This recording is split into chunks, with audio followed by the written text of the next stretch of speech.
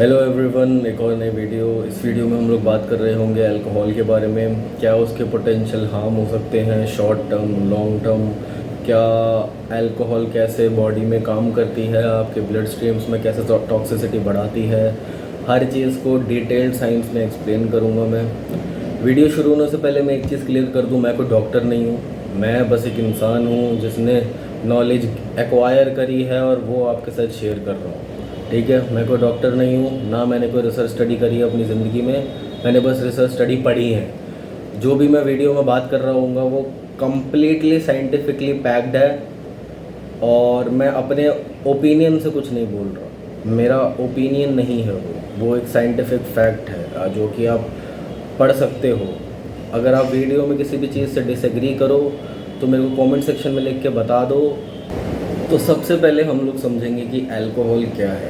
Alcohol एक compound है which acts as a central nervous system depressant और neurological depressant, यानी कि उससे आपकी ब्रेन सेल्स की जो एक्टिविटी है वो कम हो रही है। काम कर रहे हैं पर वो नम्ब काम कर रहे हैं, वो स्लो काम कर रहे हैं। जब आप अल्कोहल कंज्यूम करते हो तो आपकी लीवर में एक एंजाइम होता है जिसे अल्कोहल हाइड्रोजनेज कहते हैं। वो अल्कोहल को कन्वर्ट करता है एल्डिहाइड में, जो ब्लड स्ट्रीम्स में जाके आपको वो हाई वाली सेंसेशन देता है, जो जिसे अल्कोहल का हाई कहते हैं। आपका मूड अपलिफ्ट हो रहा है और आपका जो सेंट्रल नर्वस सिस्टम है वो नंब पड़ रहा है थोड़ी देर के लिए। जितनी भी आपकी लाइफ में तकलीफ़ें हैं, स्ट्रेस हैं, आप थोड़ी देर के लिए उनसे अपना माइंड डाइवर्ट करते हो। यही रीज़न है कि लोग अल्कोहल को एज एन एस्केप देखते हैं। अपनी ज़िंदगी में स्ट्रेस चल रहा है, परेशानी चल रही है तो बैठ के दारू पी लेते हैं।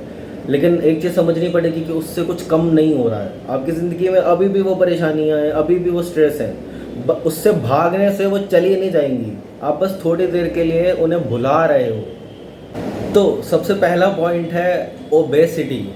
जी हाँ, आपने एक टर्म सुनी होगी जिसे कहते हैं बियर बेली, यानी कि वो बेली जो बियर पीने से बनी है। ऐसा क्यों होता है? क्योंकि एक चीज़ आपको समझनी पड़ेगी कि बाकी के हार्मफुल इफ़ेक्ट्स अगर मैं हटा भी दूँ तो एक चीज़ जो सबसे बड़ी कंसर्निंग चीज़ है कि अल्कोहल में बहुत कैलोरीज होती हैं। 1 ग्राम अल्कोहल में 7 कैलोरीज होती हैं और बाकी बता देता हूँ, 1 ग्राम शुगर में 4 कैलोरीज होती हैं, 1 ग्राम फैट में 8 कैलोरीज होती हैं। तो यानी देखा जाए तो अल्कोहल में ऑलमोस्ट डबल कैलोरीज होती हैं शुगर से। तो वो उसे अपने आप में एक हार्मफुल चीज़ बना देती है। लेट से आप 100 ml अल्कोहल ले रहे हो, that is equivalent to 700 calories, जो कि बहुत ज़्यादा है, जो कि एक मील में भी नहीं होती इतनी। ठीक है, जिसकी वजह से ऑब्वियसली आप ज़्यादा कैलोरीज ले रहे हो, जितनी आप बर्न कर रहे हो तो आप फैट गेन करोगे। फैट गेन करते करते करते आप मोटे होगे। ठीक है, दूसरा पॉइंट है डायबिटीज़ और पर्टिकुलरली टाइप 2 डायबिटीज़। क्योंकि अल्कोहल की प्रॉपर्टी होती है आपकी बॉडी में इंसुलिन रेजिस्टेंस बढ़ाने की। इंसुलिन रेजिस्टेंस होता है कि आपकी बॉडी में इंसुलिन बन रहा है पर बॉडी उससे रिस्पॉन्ड नहीं कर पा रही ढंग से, जिसे इंसुलिन रेजिस्टेंस कहते हैं। जब भी आप अल्कोहल कंज्यूम करते हो तो आपकी ब्लड स्ट्रीम्स में एक मैसिव इंसुलिन स्पाइक आता है। ठीक है, और over the time insulin high होते होते होते होते आपकी बॉडी इंसुलिन रेजिस्टेंस हो जाती है, इंसुलिन से काम करना ही बंद कर देती है। लेकिन आप जो भी न्यूट्रिएंट्स कंज्यूम कर रहे हो, शुगर कंज्यूम कर रहे हो, अल्कोहल कंज्यूम कर रहे हो, वो फिर ब्लड स्ट्रीम्स में रहती है और आपकी ब्लड शुगर जो है फिर वो एबनॉर्मल होने लगती है। फिर वो कभी ऊपर चली जाती है बहुत जल्दी, कभी नीचे चली जाती है बहुत जल्दी, जो कि पहले आप प्री डायबिटिक बनोगे फिर आप डायबिटिक बनोगे। ठीक है, और एक बार डायबिटीज़ हो गई तो डायबिटीज़ अपने साथ कम से कम 25 बीमारियां और लाती है। डायबिटीज़ हमेशा पैकेज में आती है और बीमारियों के साथ। तो ये बहुत बड़ी प्रॉब्लम है अल्कोहल से जो होती है। तीसरा पॉइंट है कोलेस्ट्रॉल। जी हाँ, एक चीज़ समझनी पड़ेगी कि अल्कोहल जब ब्रेक डाउन हो जाती है फिर वो वापस रीबिल्ड होती है कुछ कॉम्पाउंड्स की फॉर्म में, जिन्हें ट्राइग्लिसराइड्स कहते हैं, जो कि आपकी बेसिकली बॉडी फैट होता है। बॉडी फैट जो फैट सेल्स होते हैं उनके अंदर जो फ्लूइड स्टोर होता है उसे ट्राइग्लिसराइड्स कहते हैं। तो अल्कोहल उसका लेवल बढ़ाता है आपकी ब्लड स्ट्रीम्स में, जो कि अगर बहुत ज़्यादा हो तो आपको कोलेस्ट्रॉल भी हो सकता है, आपका HDL लेवल भी कम हो सकता है, जो कि गुड कोलेस्ट्रॉल होता है। यानी कि बॉडी में बैड कोलेस्ट्रॉल बढ़ रहा है और गुड कोलेस्ट्रॉल कम हो रहा है, जो कि बहुत बड़ी प्रॉब्लम है। ये इवेंचुअली आगे जाके आपकी फैटी लीवर की प्रॉब्लम भी कर सकता है। आपके लीवर में जाके वो गंदा जो ट्राइग्लिसराइड्स हैं वो कवर कर देते हैं लीवर को, जिसकी वजह से लीवर डिसफंक्शन भी कर सकता है, प्रॉपरली काम नहीं करता, उसका जो फंक्शन है वो कम हो जाते हैं, वो नम डाउन हो जाते हैं। Number 4, dehydration AKA electrolyte deficiencies. आपको एक चीज़ समझनी पड़ेगी, अल्कोहल एक डायरेटिक है। डायरेटिक वो कॉम्पाउंड्स होते हैं जो आपकी बॉडी में वाटर रिटेंशन कम करते हैं। जब वाटर रिटेंशन कम होगी तो आपकी बॉडी इलेक्ट्रोलाइट्स को भी एब्जॉर्ब नहीं करेगी। Vitamin C, zinc, magnesium, potassium, इनकी डेफिशिएंसीज होती है अगर आप बहुत ज़्यादा अल्कोहल कंज्यूम कर रहे हो तो। यही रीज़न है कि जो लोग अल्कोहल कंज्यूम करते हो बहुत सीवियरली डिहाइड्रेटेड हो जाते हैं। डिहाइड्रेशन अपने आप में एक बहुत सारी प्रॉब्लम्स कर सकती हैं, ठीक है। आपकी स्किन बेकार हो सकती है। यही रीज़न है जो अल्कोहल लेते हो बहुत उनकी स्किन बहुत बेकार हो जाती है, आंखों के नीचे गड्ढे पड़ने लग जाते हैं, आपकी पीछे नेक में और आर्मपिट्स में पूरा काला काला पड़ने लग जाता है। वो डिहाइड्रेशन की वजह से ही होता है, ठीक है। और इंटरनली भी बहुत प्रॉब्लम्स होती हैं। आप ऐसे देख लो, ऑलमोस्ट हर मेटाबॉलिक रिएक्शन में पानी का काम तो होता ही है। तो अगर आप डिहाइड्रेटेड हो तो बहुत सारी चीज़ें हैं अपनी हेल्थ में जो आप लूज़ कर रहे हो।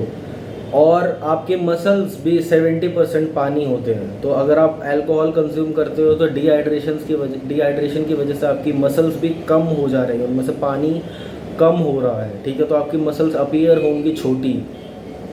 5वां पॉइंट, ब्लड प्रेशर और कार्डियोवैस्कुलर डिजीजेस। मैंने पहले कवर किया था कि कैसे अल्कोहल कोलेस्ट्रॉल इंक्रीज कर सकती है।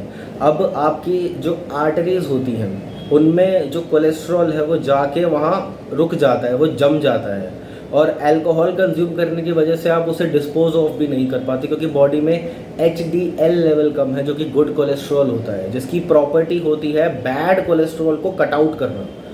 आपकी बॉडी में ये प्रॉपर्टी ही चली जाती है। तो जितना भी कोलेस्ट्रॉल है वो एक्यूमुलेट होता रहता है आपके ब्लड स्ट्रीम्स में, और धीरे धीरे जो आपकी आर्टरीज होती है उसको क्लॉग करने लग जाता है। उसमें जो खून जाने का जो जगह है वो कम पड़ने लग जाती है, जिसकी वजह से आपका BP बढ़ता है, आपको हार्ट अटैक आ सकता है, स्ट्रोक आ सकता है, और लॉन्ग टर्म में बहुत बड़ी बड़ी कार्डियोवैस्कुलर प्रॉब्लम्स हो सकती हैं। आप बहुत जल्दी थकोगे, बहुत जल्दी हाँफ जाओगे, 2 सीढ़ियाँ चढ़ने में सांस फूल गई। ये अल्कोहल पीने की वजह से ही हो रहा है। 6th है ऑक्सीडेटिव स्ट्रेस, पर्टिकुलरली लीवर में और टेक्निकली पूरे ब्लड में ही। अब हमें समझना पड़ेगा ऑक्सीडेटिव स्ट्रेस क्या होता है। आपकी ब्लड स्ट्रीम्स में कुछ ऐसे टॉक्सिन्स होते हैं जिन्हें फ्री रेडिकल्स कहते हैं। आप कुछ भी खाते हो वो न्यूट्रिएंट्स ब्लड स्ट्रीम्स में जाते हैं, उन फ्री रेडिकल्स के साथ रिएक्ट करके ऑक्सीडाइज हो जाते हैं, ठीक है, जिसे प्रिवेंट करने के लिए हम लोग एंटीऑक्सीडेंट्स लेते हैं। अल्कोहल एंटीऑक्सीडेंट का बिल्कुल उल्टा काम करता है, वो ऑक्सीडेटिव स्ट्रेस को इंक्रीज करता है। यानी कि आपकी बॉडी में जो टॉक्सिन्स हैं, जो फ्री रेडिकल्स हैं, उनकी प्रोडक्शन अब ज़्यादा हो गई है। तो आप जो भी न्यूट्रिएंट्स ले रहे हो वो 100% एब्जॉर्ब अब नहीं हो रहे हैं, क्योंकि ज़्यादातर न्यूट्रिएंट्स ब्लड स्ट्रीम्स में जाके ऑक्सीडाइज हो रहे हैं और वेस्ट हो रहे हैं। जो भी न्यूट्रिएंट्स ऑक्सीडाइज हो जाते हैं आपकी बॉडी उसे नहीं यूज़ कर सकती, तो वो वेस्ट होते हैं। यही ऑक्सीडेटिव स्ट्रेस एक्यूमुलेट हो के आपके लीवर को डैमेज करता है। और लीवर एक ऐसी चीज़ है जो एक बार डैमेज हो गई फिर वो रिवर्सिबल नहीं है, वो ठीक नहीं हो सकती। होगी भी तो बहुत बहुत सालों में जाके ठीक होती है, जब तक तो ट्रेन ही हाथ से छूट जाएगी, ठीक है। 7th पॉइंट है uric acid and kidney stones. Uric acid क्या है, हमें एक चीज़ समझनी पड़ेगी। मैंने पहले कवर किया था कि इलेक्ट्रोलाइट डेफिशिएंसीज हो सकती हैं, जिसकी वजह से आपकी बॉडी में जो एक कंपाउंड होता है जिसे यूरिक एसिड कहते हैं। यूरिक एसिड नॉर्मली सबकी बॉडी में ही होता है, मगर आपकी बॉडी को पता है उसे डिस्पोज ऑफ करना।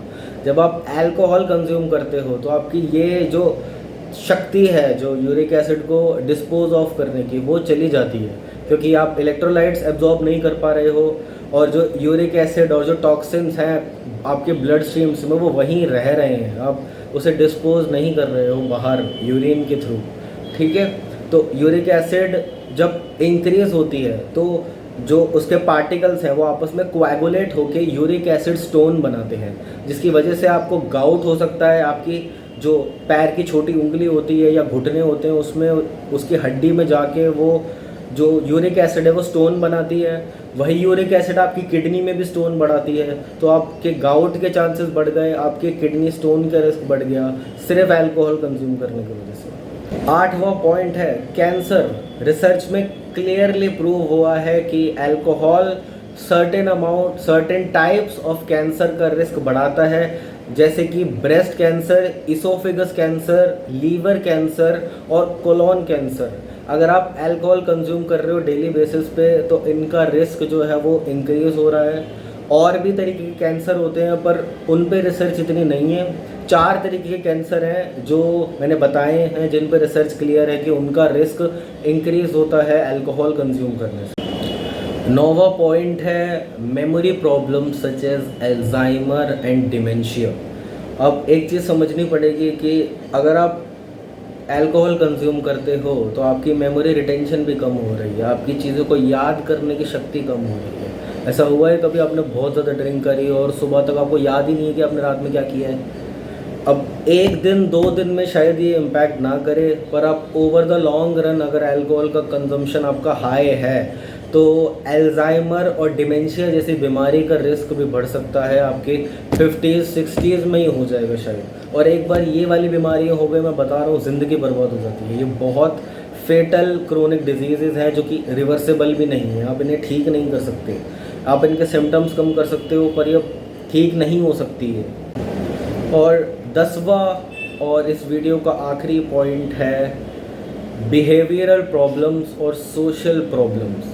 ठीक है, जब आप अल्कोहल कंज्यूम करते हो आपको एक चीज़ समझनी पड़ेगी, जो आपका प्री फ्रंटल कॉर्टेक्स है, जो ब्रेन का पार्ट होता है जिसका काम होता है डिसीजन मेकिंग करना, आप कॉन्शियस डिसीजंस जो लेते हो वो प्री फ्रंटल कॉर्टेक्स से लेते हो।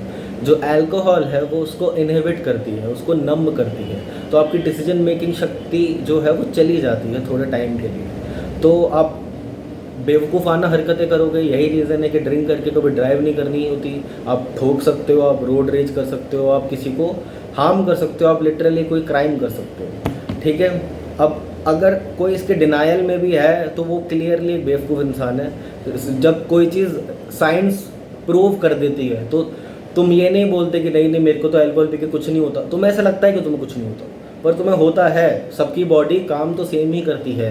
साइंस के जो प्रिंसिपल्स हैं वो तो रहते ही हैं, तुम उसे बदल नहीं सकते। ठीक है, आपके रिलेशनशिप में प्रॉब्लम आ सकती है, आपके अपने माँ बाप के साथ रिलेशनशिप, आपके बच्चों के साथ रिलेशनशिप, आपकी बीवी, आपकी गर्लफ्रेंड, आपकी भाई बहन जो भी हो, आप उन्हें ढंग से ट्रीट नहीं करोगे क्योंकि आप सोच ही नहीं पा रहे हो ना। आपकी सेरिब्रल कैपेसिटी ठप पड़ चुकी है बहुत थोड़ी देर के लिए। जो इंसान सोच ही नहीं सकता वो एक हेल्दी रिलेशनशिप कैसे रखेगा? उसके लिए तो अकल लगती है। अकल तो तुमने डुबो दी दारू में। काफ़ी क्रिमिनल केसेस हैं जिनका डायरेक्टली लिंक पाया गया है अल्कोहल से, जैसे कि डोमेस्टिक वायलेंस, फिजिकल अब्यूज़, तुम्हारा मैरिटल स्ट्रेस, मैरिटल क्राइम जितने भी होते हैं उन सब में अल्कोहल बहुत बड़ा रीज़न है जो कि बैक करता है किसी इंसान के एक्शंस को। अगेन मैं ये नहीं कह रहा जो भी इंसान दारू पीता है वो क्रिमिनल भी है। मैं बस ये कह रहा हूँ तुम देखो ना, तुम खुद को किस सेट में डाल रहे हो, तुम खुद को किस दलदल में डाल रहे हो।